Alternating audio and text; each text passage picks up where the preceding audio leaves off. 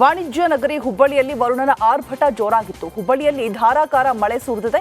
1 ಗಂಟೆಗೂ ಅಧಿಕ ಸಮಯದವರೆಗೆ ಮಳೆಯಾಗಿದ್ದು, ಎಡಬಿಡದೆ ಸುರಿದ ಮಳೆಯಿಂದಾಗಿ ಕೆಲಕಾಲ ಸಂಚಾರ ಕೂಡ ಅಸ್ತವ್ಯಸ್ತವಾಗಿತ್ತು. ಇನ್ನು ನಗರದ ಬಹುತೇಕ ಕಡೆಗಳಲ್ಲಿ ಭಾರೀ ವರ್ಷಾಧಾರೆಯಾಗಿದೆ.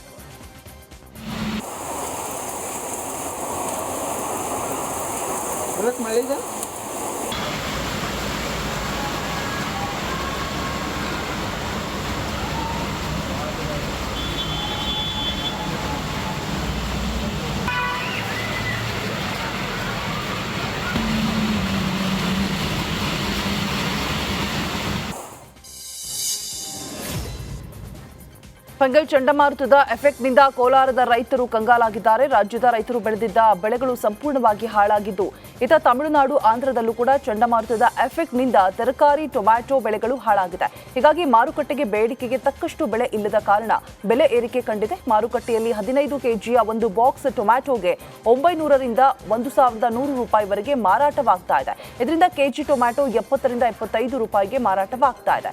ಸದ್ಯ ದಿಢೀರ್ ಬೆಲೆ ಏರಿಕೆಯಿಂದ ಗ್ರಾಹಕರು ಪರದಾಟವನ್ನು ನಡೆಸ್ತಾ ಇದ್ದಾರೆ. ಪೇಪರ್ ಗ್ಲಾಸ್ನಲ್ಲಿ ಟೀ ಕುಡಿಯುವವರಿಗೆ ಆಹಾರ ಇಲಾಖೆಯ ಪರೀಕ್ಷೆಯಲ್ಲಿ ಶಾಕಿಂಗ್ ವಿಚಾರ ಕಾದಿದೆ. ನಗರದ ಹೋಟೆಲ್ ಹಾಗೂ ರಸ್ತೆ ಬದಿ ಬಳಸುವಂತಹ ಪೇಪರ್ ಗ್ಲಾಸ್ನಲ್ಲಿ ಕ್ಯಾನ್ಸರ್ ಬರುವ ಅಂಶ ಬೆಳಕಿಗೆ ಬಂದಿದೆ. ಇನ್ನು ಗ್ಲಾಸ್ಗಳನ್ನು ಆಹಾರ ಇಲಾಖೆ ಪ್ರಯೋಗಾಲಯದಲ್ಲಿ ಪರೀಕ್ಷೆ ಮಾಡಿದೆ. ಈ ವೇಳೆ ಇದರಲ್ಲಿ ಕ್ಯಾನ್ಸರ್ ತರುವ ಅಂಶ ಪತ್ತೆಯಾಗಿದೆ. ಇನ್ನು ಪೇಪರ್ ಗ್ಲಾಸ್ನಲ್ಲಿ 20% ಪ್ಲಾಸ್ಟಿಕ್ ಬಳಕೆ ಮಾಡಲಾಗ್ತಾ ಇದೆ.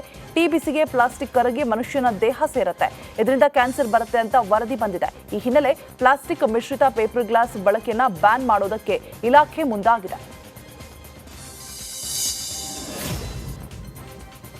ಕುಡಿದ ಅಮಲಿನಲ್ಲಿ ಜೋಲಿ ಹೊಡೆಯುತ್ತಾ ತಾಲೂಕು ಆಸ್ಪತ್ರೆಯ ಆಡಳಿತ ವೈದ್ಯಾಧಿಕಾರಿ ಆಸ್ಪತ್ರೆಗೆ ಬಂದಿದ್ದಾರೆ. ಬಳ್ಳಾರಿ ಜಿಲ್ಲೆಯ ಸಿರಗುಪ್ಪ ಸಾರ್ವಜನಿಕ ತಾಲೂಕು ಆಸ್ಪತ್ರೆಯಲ್ಲಿ ಈ ಘಟನೆ ನಡೆದಿದೆ.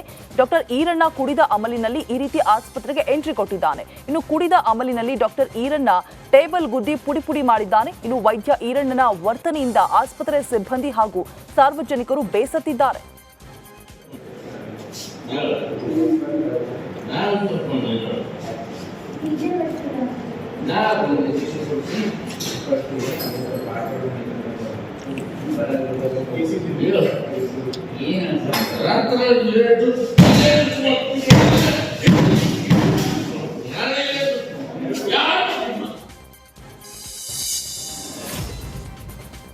ಮಾದಕ ವಸ್ತುಗಳ ಬಗ್ಗೆ ಕುರಿತು ಬೆಂಗಳೂರಿನ ದಕ್ಷಿಣ ವಿಭಾಗದ ಪೊಲೀಸರು ಜಾಗೃತಿ ಮೂಡಿಸಿದ್ದಾರೆ.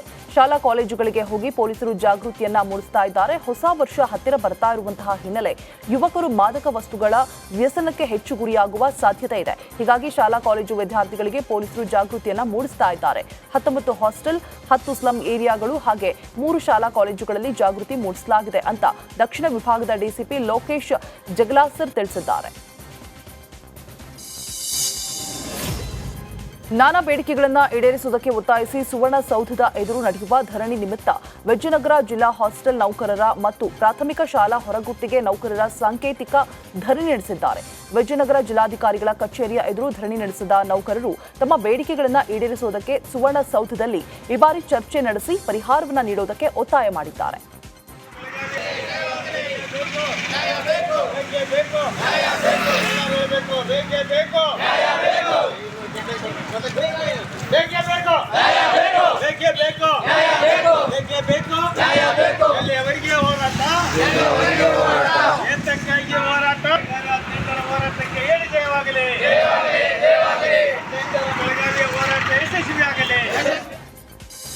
ಕರ್ನಾಟಕದಲ್ಲಿ 3 ಪಾಕಿಸ್ತಾನ ಆಗುವಷ್ಟು ವಕ್ಫ್ ಮಂಡಳಿ ಕ್ಲೇಮ್ ಮಾಡ್ತಾ ಇದೆ ಅಂತ ಹುಬ್ಬಳ್ಳಿಯಲ್ಲಿ ಮಾಜಿ ಸಚಿವ ಬಸವನಗೌಡ ಪಾಟೀಲ್ ಯತ್ನಾಳ್ ತಿಳಿಸಿದ್ದಾರೆ. ಇನ್ನು ಇದರ ವಿರುದ್ಧ 2ನೇ ಹಂತದ ಹೋರಾಟ ಶೀಘ್ರವೇ ಆರಂಭವಾಗಲಿದೆ. ವಕ್ಫ್ನಿಂದ ಕರ್ನಾಟಕದಲ್ಲಿ 1.5 ಲಕ್ಷಕ್ಕಿಂತ ಹೆಚ್ಚು ಎಕರೆ ಭೂಮಿ ಕಬಳಿಸುವಂತಹ ಹುನ್ನಾರ ನಡೆದಿದೆ. ರೈತರ ಭೂಮಿ, ಮಠ ಮಂದಿರಗಳ ಭೂಮಿಯನ್ನ ಕಬಳಿಸೋ ಹುನ್ನಾರ ನಡೆದಿದೆ ಅಂತ ಯತ್ನಾಳ್ ಗುಡುಗಿದ್ದಾರೆ.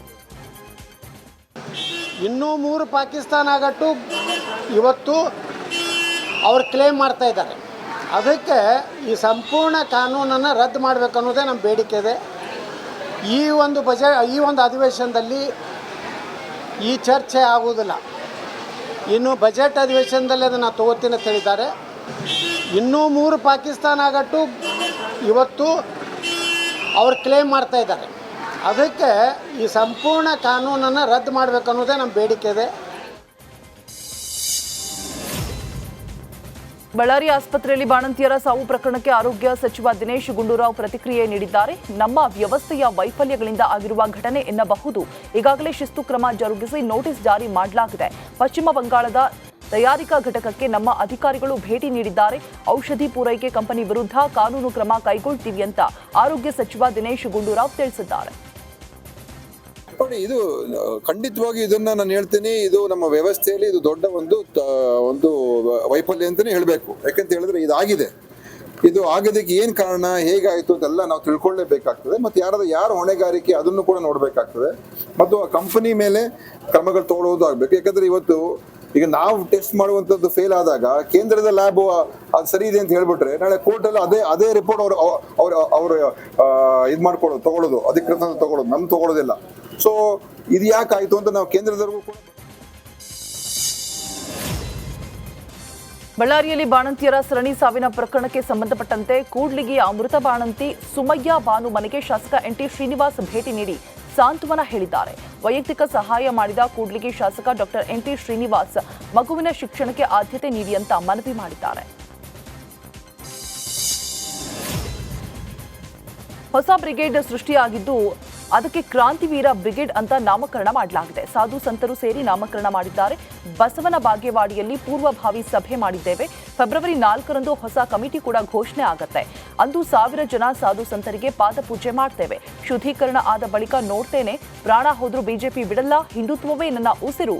ಬಿಜೆಪಿಯಲ್ಲಿ ಹುದ್ದೆ ಸಿಕ್ಕಿದೆ. ಪಕ್ಷದಲ್ಲಿ ಎಲ್ಲವೂ ಕೂಡ ಶುದ್ಧೀಕರಣವಾಗಬೇಕು ಅಂತ ತಿಳಿಸಿದ್ದಾರೆ. ಈಗ ಕ್ರಾಂತಿವೀರ ಬ್ರಿಗೇಡ್ ಅನ್ನೋಂಥ ಹೆಸರನ್ನು ಸಾಧು ಸಂತರೆಲ್ಲ ಇಟ್ಟಾಯಿತು. ಅವರು ಒಂದು ಮಾರ್ಗದರ್ಶಕ ಮಂಡಳಿ ಅಂತಲೂ ಘೋಷಣೆ ಮಾಡಿದ್ದಾರೆ.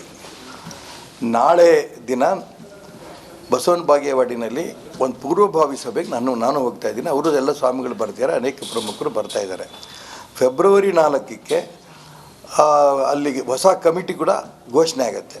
ಫೆಬ್ರವರಿ 4 ರಥಸಪ್ತಮಿ ದಿನ ಅವತ್ತು ಘೋಷಣೆನೂ ಆಗುತ್ತೆ. ಅವತ್ತು ಒಂದು 1000 ಜನ ಸಾಧು ಸಂತರಿಗೆ ಪಾದಪೂಜೆ ಮಾಡೋ ಮುಖಾಂತರ ಆ ಬ್ರಿಗೇಡ್ ಉದ್ಘಾಟನೆ ಆಗುತ್ತೆ.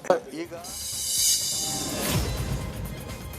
ರಾಜ್ಯದಲ್ಲಿ ಅಧಿಕಾರ ಹಂಚಿಕೆ ಒಪ್ಪಂದ ಆಗಿದೆ. ಡಿಸಿಎಂ ಡಿಕೆ ಶಿವಕುಮಾರ್ ಹೇಳಿದ್ದು ಸರಿಯಾಗಿದೆ ಅಂತ ಕೋಲಾರದಲ್ಲಿ ಸಚಿವ ಕೆಎಚ್ ಮುನಿಯಪ್ಪ ಅಸಮಾಧಾನವನ್ನು ವ್ಯಕ್ತಪಡಿಸಿದ್ದಾರೆ. ಸಚಿವ ಸಂಪುಟ ಪುನರ್ರಚನೆ ಸದ್ಯಕ್ಕೆ ಇಲ್ಲವೆಂದು ಸಿಎಂ ಸಿದ್ದರಾಮಯ್ಯ ಹೇಳಿದ್ದಾರೆ. ಇನ್ನು ರಾಜ್ಯದಲ್ಲಿ ಸರ್ಕಾರ ನುಡಿದಂತೆ ನಡೆದುಕೊಂಡಿದೆ. ಬಿಜೆಪಿ ಹೆಚ್ಚು ಹೋರಾಟ ಮಾಡಿದ್ದಂತೆಲ್ಲ ಅದು ಕಾಂಗ್ರೆಸ್ಗೆ ಹೆಚ್ಚು ಅನುಕೂಲವಾಗಲಿದೆ ಅಂತ ಸಚಿವ ಕೆಎಚ್ ಮುನಿಯಪ್ಪ ತಿಳಿಸಿದ್ದಾರೆ. ಮಂಡ್ಯದಲ್ಲಿ ಜೆಡಿಎಸ್ ಸಮಾವೇಶ ಮಾಡಿದ್ರೆ ನಮಗೇನು ಸಮಸ್ಯೆ ಇಲ್ಲ ಅಂತ ಕೃಷಿ ಸಚಿವ ಎನ್ ಚಲುವರಾಯಸ್ವಾಮಿ ತಿಳಿಸಿದ್ದಾರೆ. ಈ ಬಗ್ಗೆ ಮಂಡ್ಯದಲ್ಲಿ ಮಾತನಾಡಿದ ಸಚಿವ ಚಲುವರಾಯಸ್ವಾಮಿ ಅವರು, ಸಮಾರಂಭ ಮಾಡೋದಕ್ಕೆ ನಮಗೇನು ಹೊಟ್ಟೆ ಉರಿ ಇಲ್ಲ. ಅವರಿಗೆ ಕೆಲವು ಟೈಮ್ ನೋವಾಗಬಹುದು, ನಮಗೇನು ನೋವು ಆಗೋದಿಲ್ಲ ಅಂತ ಕೃಷಿ ಸಚಿವ ಚಲುವರಾಯಸ್ವಾಮಿ ತಿಳಿಸಿದ್ದಾರೆ. ಈಗ ಸಮಾರಂಭ ಮಾಡ್ಲಿಕ್ಕೆ ನಮಗೇನು ಕೆಟ್ಟ, ಅವರ ಸಮಾರಂಭ ಮಾಡೋಕ್ಕೆ ನಮಗೇನು ಹೊಟ್ಟೆ ಉರಿ. ಈಗ ಅವರೇನೋ ಕೆಲವು ಟೈಮ್ ನೋವಾಗುತ್ತೆ, ನಮಗೇನು ನೋವಾಗಲ್ಲ. ಅಲ್ಲ, ಒಂದು ಕಡೆ ಹಾಸನ ಅಂದರೆ ದೇವೇಗೌಡರು ತವರು ಜಿಲ್ಲೆ, ಅಲ್ಲೋಗಿ ದೊಡ್ಡ ಮಟ್ಟಕ್ಕೆ ಸಮಾವೇಶ ಮಾಡಿದ್ರಿ. ಈಗ ಮಂಡ್ಯದಲ್ಲಿ ಮಾಡ್ತಾ ಇದ್ದಾರೆ. ಬಹುಶಃ ಐತಿಹಾಸಿಕವಾದಂಥ ಹಾಸನದಲ್ಲಿ ಪ್ರಪ್ರಥಮವಾಗಿ ನನ್ನ ಕಂಡಂಗೆ 30-40 ವರ್ಷದಲ್ಲಿ